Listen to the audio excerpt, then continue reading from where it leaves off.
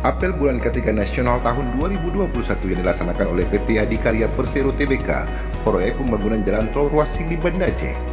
Kegiatan tersebut diselenggarakan di ruas tol Indrapuri Aceh Besar, Selasa 9 Februari 2021.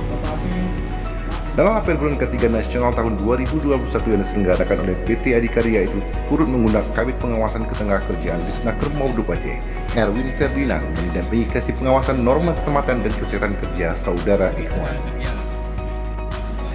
Kabid Pengawasan Ketenagakerjaan di Snaker Maudub Aceh, Erwin Ferdinand, saat membacakan sambutan Menteri Ketenagakerjaan di apel tersebut, juga memberi apresiasi yang sangat luar biasa terhadap penyelenggaraan apel bulan ketiga nasional tahun 2021 yang dilaksanakan oleh PT Adikarya Persero Tbk, proyek pembangunan jalan tol ruas Sigi Banda Aceh.